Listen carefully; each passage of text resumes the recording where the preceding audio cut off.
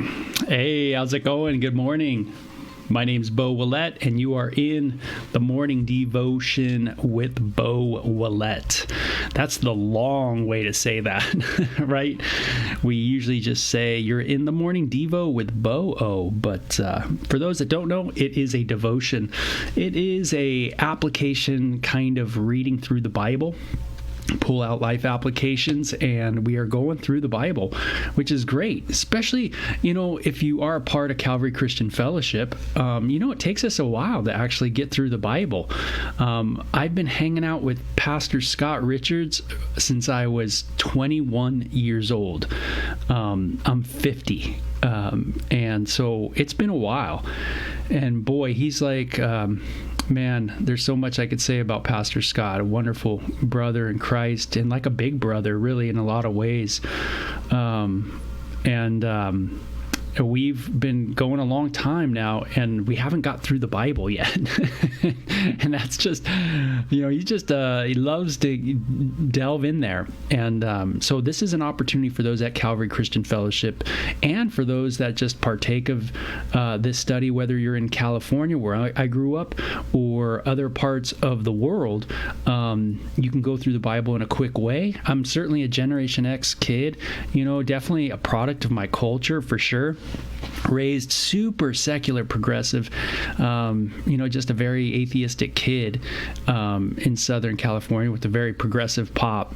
And then lo and behold, man, after criticizing the Bible throughout my teenage years, I finally decided to just read it, and certainly influenced by a lot of the music in my culture, especially a lot of reggae in my culture and metal music. And lo and behold, I became a Christian, got saved, just trusted in Jesus, wanted him to be my authority, not the hegemonic structures of the world, the plutocracies, the oligarchies, everything that runs everything. So here I am. Anyway, we're in 2 Kings chapter 16 and 17 today, and we're going to try to rip through 2 chapters again. I got nurses that are in the comment corner right now, so if you have any questions on anything medically, you certainly can, chime in. And Laura and Paula will be there to help you out. So always blessed by their presence and their love, for sure. My mom went through an incredible time with cancer, as a lot of you know, and those two really helped out quite a bit, and it was awesome. So chapter 16, let's get into this. It says, Ahaz, son of Jotham, began to rule over Judah, southern kingdom, in the 17th year of King Pekah, his reign in Israel, northern kingdom. Ahaz was 20 years old when he became king, so he's, good age. And it says, and he reigned in Jerusalem 16 years. So, man, a lot of young people ruling and reigning, right? That's for sure. And that's how it is today, too. Sometimes we have some pretty young people ruling and reigning. And then sometimes we got some pretty old people that are ruling and reigning too, huh? And it says that good old Ahaz did not do what was pleasing in the sight of the Lord his God, as his ancestor David had done. Bummer, right? And it says he even, check this out, verse 3, instead he followed the example of the kings of Israel, even sacrificing his own son in the fire. Now we get a little insight into just how much idolatry is going on in the land of Israel. Okay, they are offering kids to their gods. That's how far Israel has gone astray from the law of Moses. So in the law of Moses, there was all these, if you will, statutes and laws that were there for Israel to follow. And obviously at this time, it's just not happening. And it's not just not happening, it's gone in directions that you never thought it would go in. And isn't this how our liberation works, right? Oh man, when we say, oh, we're liberated, we start becoming the monster. For some reason, us humans, we think we're liberating people or doing the right things, but instead we just become the monster that we were fighting against the whole time. And this is the scary part about where we're at even today in our country and in the world. It's like the world is very passionate on its morality. We're doing this for moral reasons. We have a moral reason for this. We're trying to help people. We're trying to free people. We're trying to do this. We're trying to do that. And it all seems so great. It sounds so right. And then in the end, it just brings us into incredible bondage and hatred and violence. And wow, you look at the fruit of it all and you just go, man, we're not really too good, are we? Our liberation, the fruit of it, what is the fruit of all of it? Our liberation from God, that is, right? Our liberation from God, Yahweh, from worshiping the true and living God, the creator of heavens and earth. Yeah, you might boast a good talk in your class, professor. You might really criticize the Bible. I've seen that happen. But what's the fruit that it's produced in your life? What's the fruit that it's produced in other people's life? They call it freedom. And I certainly did too. But it brings us into another kind of bondage. It's weird how that works. We're free from this, but then we get in bondage to that. And man, we can't seem to get out of it. They were sacrificing their own kids to the fire. And this is in Judah, right? Ahaz, son of Jotham, became ruler over Judah. This is the southern tribe that's doing this. It says, in this way he followed the detestable practices of the pagan nations the Lord had driven from the land ahead of the Israelites. You can read the book of Leviticus, maybe chapter 18, 19, to really see some language there about that in the law of Moses.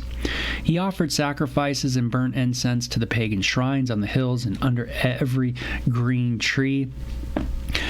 Then King Rezin of Aram, those Arameans up north, and King Pekah of Israel up north, the king of Israel, came up to attack Jerusalem. They besieged Ahaz but could not conquer him. At that time, the king of Edom recovered the town of Elath and Edom.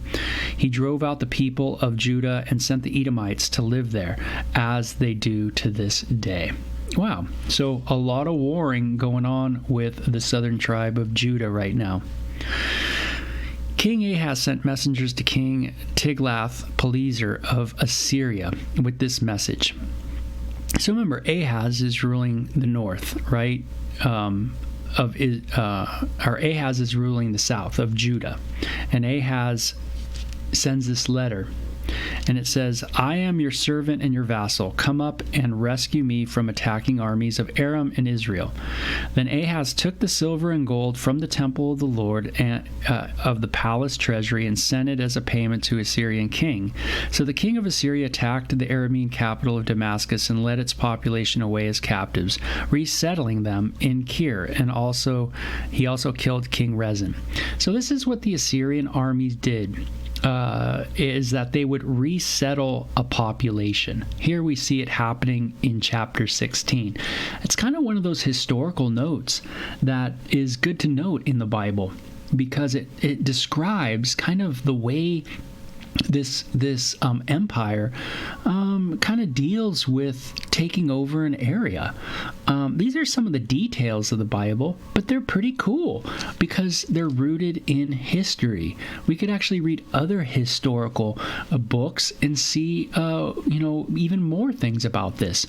But it's neat that the Bible is not a fairy tale. It's telling a factual history of the Assyrian people and kind of how they did their military tactics. Very interesting, too. Isn't this a trip? Israel, the northern tribes, and Judah, the southern tribes of Israel, are supposed to be friends. Of course, it's all supposed to be one king over the whole thing. It's two. They're divided. But isn't it weird how when things get divided, they can get really divided? So much to the point that instead of the southern tribe going to the north and being able to diplomatically fix something, an issue that's going on, what does the king of the south do? He actually calls the enemies of them, and he has a pact with them. I'm your vessel king. I'll be used however you want to, I'll be your puppet. But can you go fight my brother for me up north? Could you imagine that? Think of your own family. Instead of us reconciling with people in our family, right? Taking care of it, brother, sister, that kind of thing. What do? We maybe attack them by going to someone else. We attack them verbally. We cut them down verbally with going to someone outside of the family. Instead of dealing with it properly, we start attacking, right? And we can do that in a physical way, but we can also do it in a verbal way as well. And, and I don't think that's a positive thing. It's not a very good thing. It seems to me, just like Ahaz, what does he do? He goes to the Assyrian Empire and says, hey, I need your help. And and he wants him to go and attack his brothers and sisters up north, man. Go to the military and deal with it. And yeah, the north is already waging war on the south, and there's issues there, but it's just sad when families can't reconcile. We can't just be at peace. We can't agree to disagree. We can't find that place of serenity. And that's maybe the Lord can help us this morning to at least start praying for our family members that maybe we have verbally, said some bad things about, and just start with prayer, lifting them up to God. So King Rezin was killed, and it says King Ahaz went to Damascus to meet with King Tiglath-Pileser of Assyria. And while he was there, he took special note of the altar. Then he sent a model of the altar to Uriah the priest, along with the design in full detail. Uriah followed the king's instructions and built an altar just like it. And it was ready before the king returned from Damascus. When the king returned, he inspected the altar and made offerings on it. He presented a burnt offering and grain offering. He poured out a liquid offering, and he sprinkled the blood of peace offerings on the altar. Wow. Man, he brings in he goes to the Assyrian Empire, sees their altar, mimics the altar, brings it to Judah. Now, Judah is the crew that we're waiting for the Messiah from. I mean, this is where the good anointed one's supposed to come from. And now the king's modeling his worship based off the king of Assyria? I mean, this is bizarre, right? What happened to Moses? What happened to the temple of Solomon? What happened to, all this? It's like this mishmash of stuff going on, right? It's really lost its purity, right? It's been corrupted in a serious way, There's a lot to think about with that, right? We take something special and then we mishmash it with other things, right? And we allow other things to come in and take over. That's something, convicting to the heart, because the Bible in the New Testament says our body is the temple of the Holy Spirit. Right? Our body is. How do I treat my body? Do I want to treat it with goodness and wholeness? Do I want to treat it right? Do I want it to be safe and healthy? But sometimes we treat our bodies very unhealthily, right? Sometimes we treat our bodies really rough, and we give it over to danger. And so instead of it being pure, we've corroded it. We've mixed it, mingled it. Lot to think about there. Then King Ahaz removed the old bronze altar from its place in front of the Lord's temple, between the entrance and the new altar, and placed it on the north side of the new altar. He told Uriah the priest, use the new altar for the morning sacrifices of burnt offering, the evening grain offering, the king burnt offerings and grain offerings, and the burnt offerings of all the people, as well as the grain offerings and liquid offerings. Sprinkle the blood from all the burnt offerings and sacrifices on the new altar. And the bronze altar will be for my personal use only. Uriah the priest did as the king Ahaz commanded him. Maybe I don't want to be a Uriah. Maybe I need to be a person who says, hey, king, maybe this is not the way to go, right? It meant maybe the life of Uriah, but boy, it really needed to happen, right? Where like a stop was kind of put to this. Isn't that amazing? Sometimes even in governorship, a rulership, instead of maybe holding fast to the Constitution or things like that, they can get a little rogue, right? Oh, bring in the new altar. Hey, that thing was written years ago. It's okay, but it ain't that cool. I mean, we got some new stuff going on, and we got to reinterpret and relook at and and bring in the new stuff. Out with the old, in with the new. Sometimes we can go a little rogue like that. And maybe we don't realize just how important the old stuff is. And maybe there was a reason why it was put down in the first place. And maybe we forgot about that. Then the king removed the side panels and the basins and the portable water carts. And he also removed the great bronze basin called the sea from the backs of the bronze oxen and placed it in some stone pavement. This dude is just rearranging the temple, right? This guy is on a massive redesign trip. And in difference to the king of Assyria, he also removed the canopy that had been constructed inside the palace for use on the Sabbath day, as well as the king's outer entrance to the temple of the Lord. Now, it says in defense of the king of Assyria.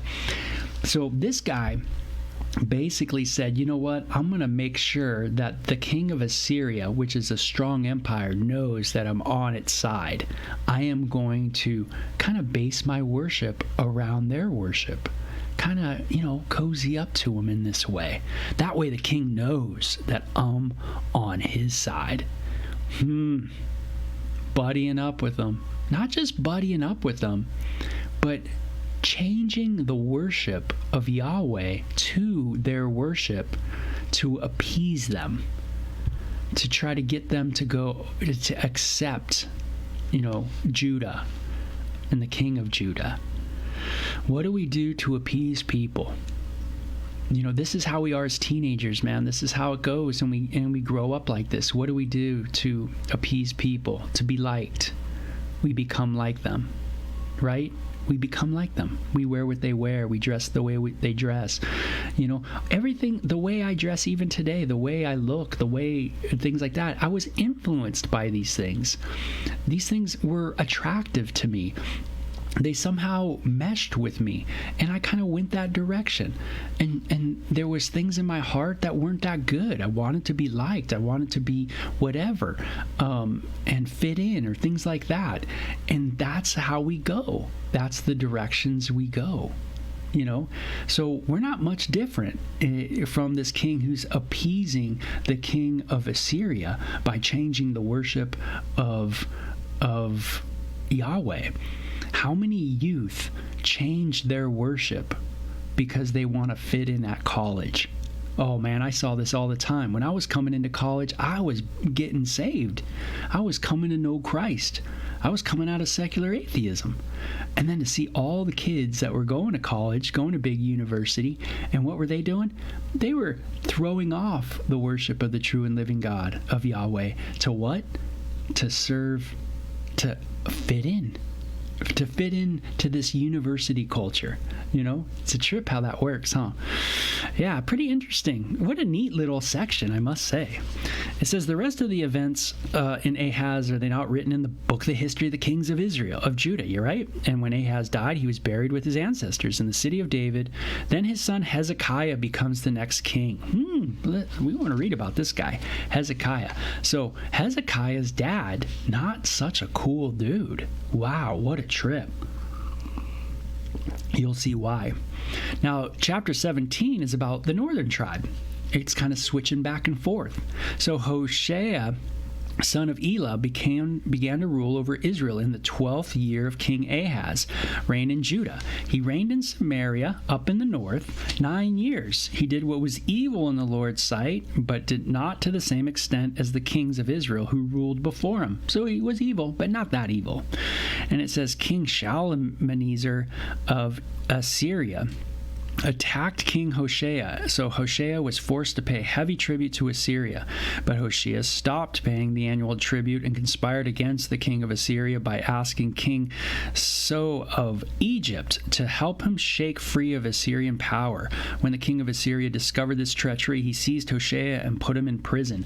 Hey, you gonna go link up with Egypt? Then I'm gonna put you into prison. That's basically what happens to Hoshea, right?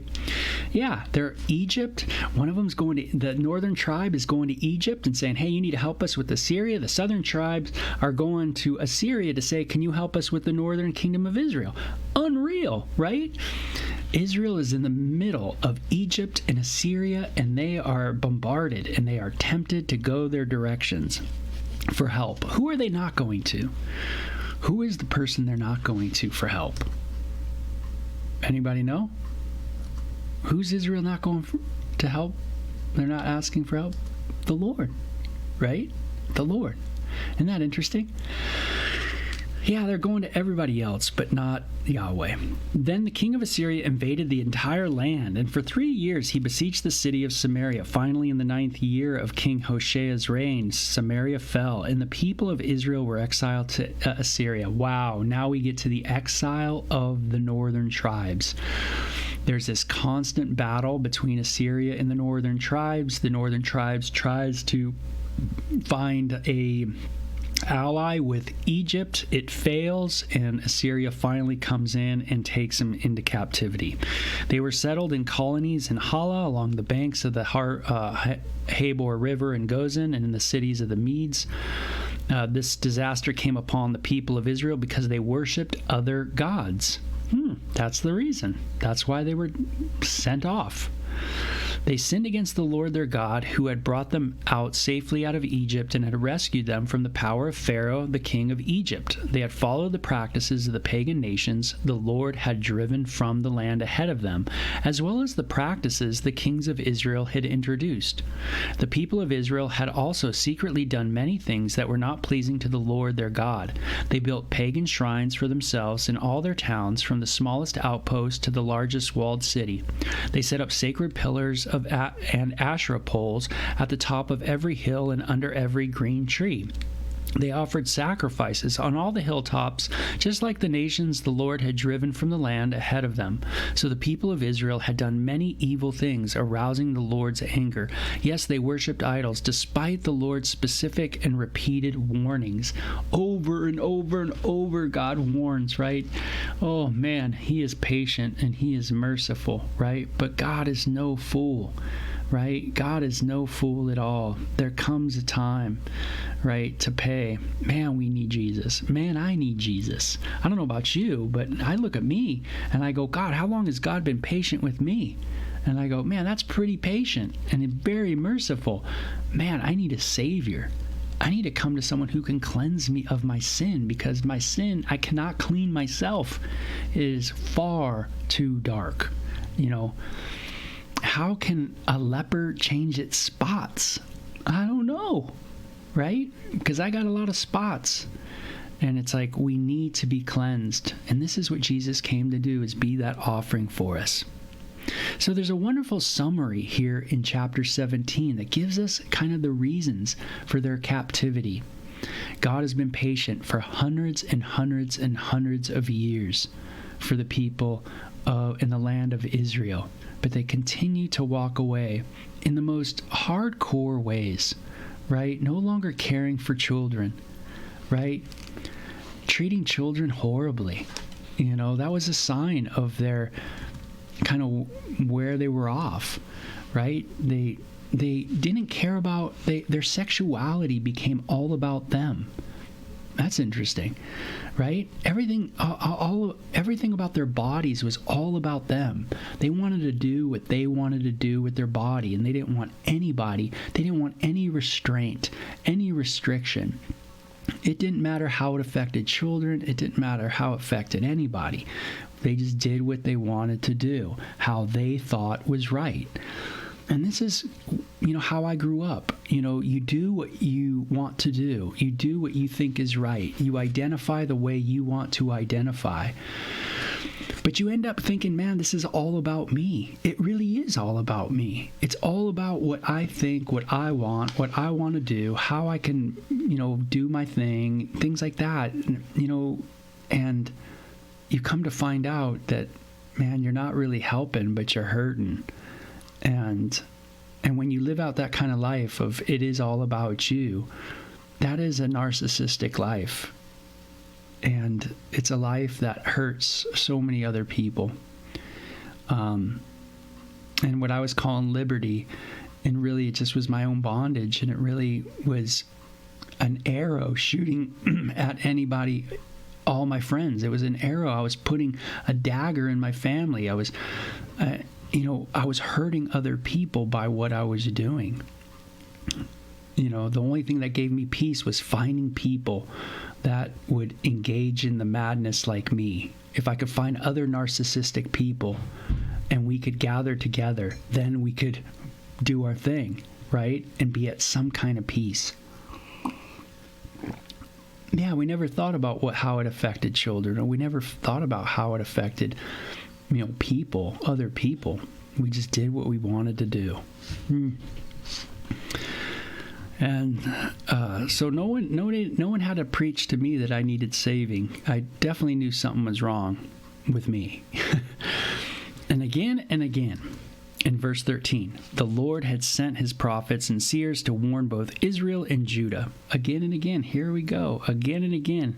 And again and again, right? Someone's been sharing Jesus with you again and again, right? And you just keep hardening your heart.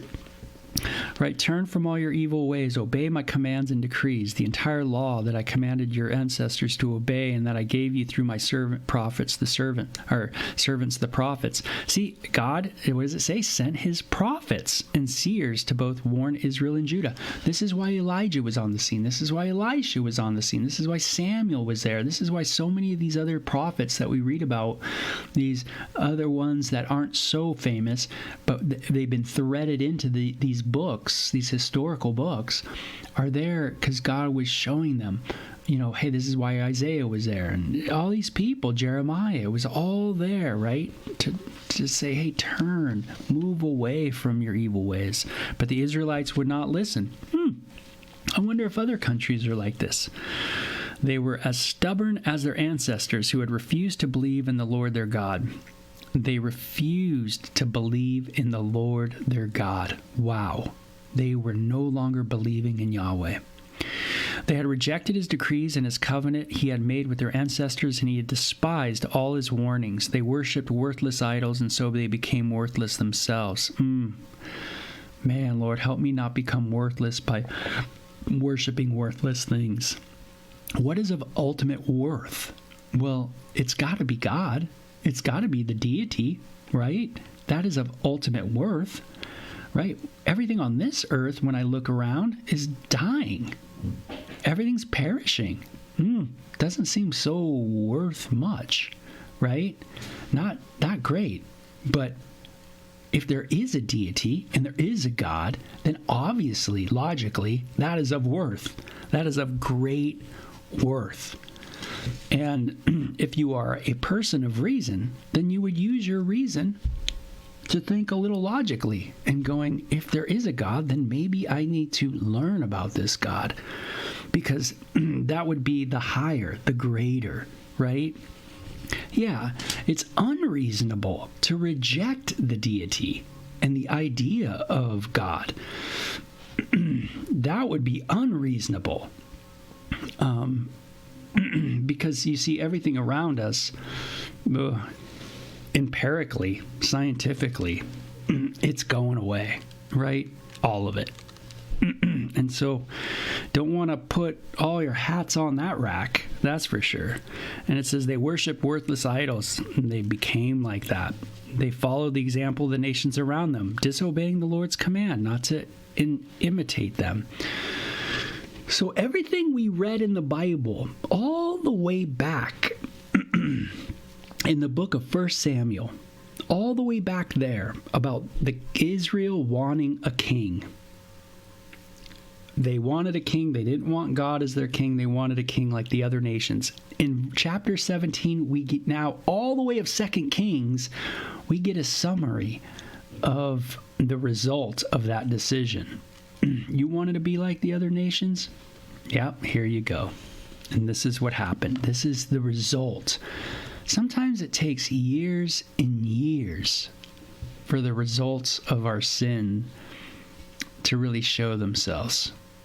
And it's so true, right? Sometimes it takes years and years. That's what I'm finding in my life, is that I find that the little pet peeve sins that I have, the years and years of doing them, man, those are the ones that just, man, those rooted ones that really take a toll, right? And that's true. Things start, you start seeing the ramifications of your yuck the older you get. And hopefully for us believers, we see how beautiful Jesus is in light of that. We see how much we need saving. And a heart to want to work on repenting, right? Lord, grant us that repentance to change, to continue to change. So they rejected all the commands of the Lord their God and made 2 calves from metal. They set up Asherah poles. They did calf worship. They set up, they had their, sexual immorality stuff going on, right? They worship Baal, right? Power, right? Power, that kind of thing. And all the forces of heaven, they were worshiping all kinds of things, And it says they sacrificed their own sons and daughters to the fire. They consulted fortune tellers and practiced sorcery and sold themselves to evil, arousing the Lord's anger.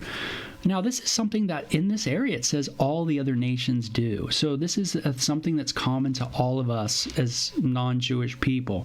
This is something that's in our ancestry. All of us have done this. All of our background is this. Israel was to be a light. See, God was using Israel to be a light to the world, to bring back the world to the true and living God, to remind them of the trueness of God through the sacrificial system, to bring them near to God. But Israel rejected being that light. It says, because the Lord was very angry with Israel, he swept them away from his presence. Only the tribe of Judah remained in the land. But even the people of Judah refused to obey the commands of the Lord their God. Oh, how sad. And they followed the evil practices that Israel had introduced. The Lord rejected all the descendants of Israel. He punished them by handing them over to their attackers until he had banished Israel from his presence. For when the Lord tore Israel away from the kingdom of David, they chose Jeroboam, son of Nebat, as their king. But Jeroboam drew Israel away from following the Lord and made them commit a great sin. And the people of Israel persisted in all the evil ways of Jeroboam. They did not turn from these sins until the Lord finally swept them away from his presence, just as all his prophets had warned. So Israel was exiled from the land of Assyria, where they remain to this day. And what was God doing? Stripping them away from their idolatry. It might sound hardcore. God, why are you doing this, moving these people out? He's stripping them of their idolatry. What is God going to do to us? He strips us away from idolatry. And that's what's going to happen when we die, by the way. If we die, you know what? You're being stripped of all the idolatrous stuff in your life. And all you got now is us and God. That's it. It's really an act of mercy, man, that we can get focused back on the Lord. And that's how God is glorified, is when we're most satisfied in him, right? when we see him as everything. The king of Assyria transported groups of people from Babylon, and we see that they resettled them in these different lands. And they resettled them in the towns of Samaria, right? They took the Assyrian people from these areas and they put them into Samaria. Now you know why Jesus, in his day, maybe the people didn't like the Samaritans so much, because they were part of verse 24. That's right. When Jesus went to the woman at the well in Samaria, remember that? The people of Samaria didn't have dealings with the people of Judah. It just wasn't. Why? Because of this. This is why. The king of Assyria transported groups from the Babylonian Kuta, Ava, Hamath, and Sepharvaim and resettled them in the towns of where? Samaria. They were mixed blood, right? They weren't pure breed Jewish people. Everybody was mixing with these Assyrian folk, right? These people from these different lands, replacing the people of Israel. They took possession of Samaria and lived in the towns. And since these foreigners settled did not worship the Lord when they first arrived, the Lord sent lions among them, which killed some of them. So a message was sent to the king of Assyria: the people that have sent to live in the towns of Samaria do not know the religious customs of the God of the land. He has sent lions among them to destroy them because they have not worshipped him correctly. The king of Assyria then commanded, "Send one of the exiled priests back to Samaria. Let them live there and teach them, the new residents, the religious customs of the God of the land." So one of the priests who had been exiled from Samaria returned to Bethel and taught the new residents how to worship the Lord. Whoa!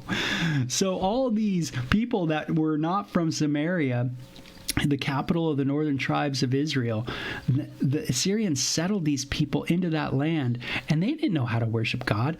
But, you know, what they did is they sent one of the priests of Israel back to this land to teach these people about Yahweh and kind of some of the practices that they did, right, in worshiping Yahweh. Or, you know, things like that, you know, something that was accustomed to Yahweh worship. But these various groups of foreigners also continue to worship their own gods in town after town where they lived. They placed their idols in pagan shrines that the people of Samaria had built. Those from Babylon worshipped idols of their god Succoth Benoth.